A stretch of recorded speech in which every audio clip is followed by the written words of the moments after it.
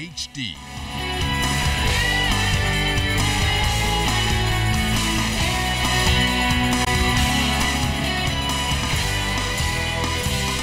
ZNS Network presents The Bahamas Tonight. This portion of the news brought to you by BTC Every Day.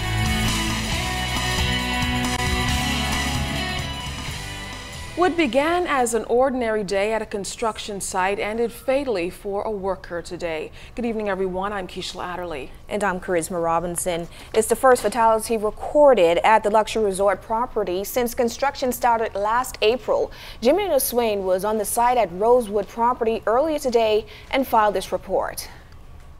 Construction was at a standstill on the Rosewood side of the Bahamas property after a construction worker was killed. When ZNS News arrived on the scene shortly after noon Tuesday, security officers, police, and several construction workers stood at the entrance of the property looking in the direction of the construction site. Several marked and unmarked police cars were also visible. We understand that the incident unfolded near the car park where the unidentified male employee was said to be assisting with the crane. We're also told that a wire came loose and the crane fell, fatally hitting the victim.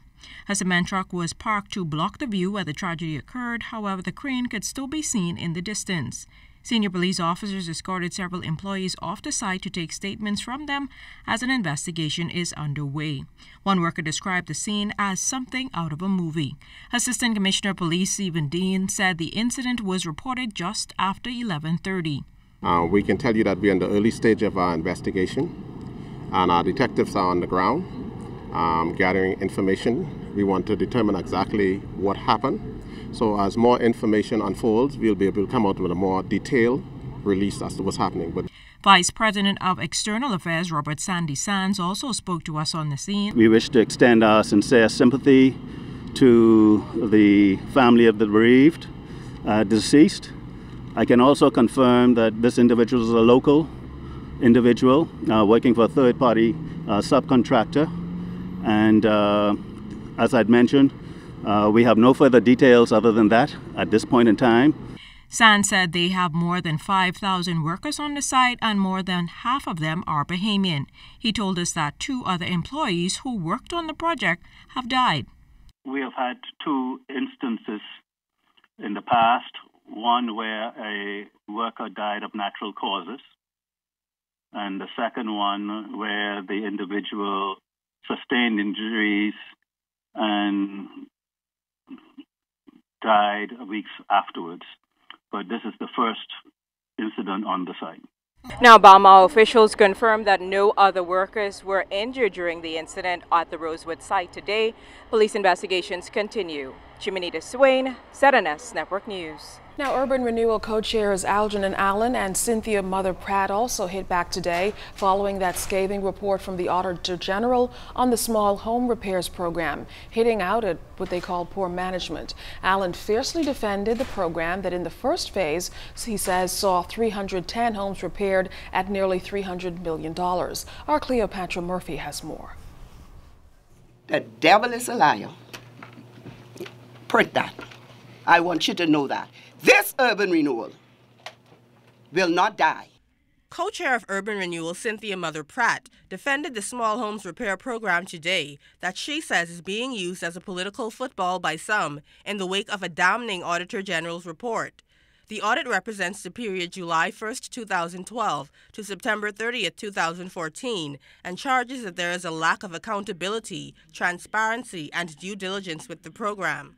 Pratt questioned whether those who are picking the program apart care about the poor in the country who are reaping the benefits of the program. You tell them it doesn't worth anything when Mama can now sit in comfort when previously she saw the sun through her roof standing in her house. Now she has a roof. Tell that to the single mother who didn't have a bathroom. The audit criticizes that there is no competitive bidding process. Contractors did not require proof of all-risk insurance, and that 11 contractors were paid $171,000 for work that was incomplete or not done. Urban Renewal co-chair Algernon Allen also defended the program, revealing that under Urban Renewal, most repairs are between $5,000 and $10,000. Allen, who served as housing minister under the Free National Movement, says under that administration, competitive bidding was never required for the small homes repair program. Competitive bidding defeats the purpose of the project, which engages small local contractors and artisans in urban and traditional communities without the hoopla assisted with the regular process. Allen suggested the Auditor General does not appreciate the philosophy of urban renewal. He questioned how it could be finalized without errors being corrected and consulting key people like Prime Minister the Right Honourable Perry Christie and the Minister responsible for urban renewal, Deputy Prime Minister Philip Davis. It is insulting to us as co-chairs, Mother and I, that this report has been finalized without the Auditor General's office having called us once. Some aspects of the audit were considered. With regards to insurance, Allen says that will be implemented from a ministerial perspective to cover the ministry's liabilities. He says a quantity surveyor has also been brought in to address the issues of pricing, and the program will continue to evolve. Cleopatra Murphy, ZNS Network News. Contractor Omar Thompson is denied ever receiving a $20,000 contract for a home and is denied repairing a home for the homeowners, as stated in an Auditor General's report. Thompson says while that report calls into question the work of some contractors, he went above and beyond. In fact, Thompson, who had high praise for urban renewal, says the report needs to be corrected. I think the only professional thing to be done by the Auditor General is to go ahead and sit with the co-chairs, sit with the ministers, sit with myself and whoever else, the PS, and be able to say, okay, fine, what is it? You know, that's the only way that people could get to really the truth in what's going on, instead of just trying to get brownie points on people like myself, because people have names and principles they have, you know. So you put my name out there saying that I had a 20,000, and that's not even true, you know what I mean?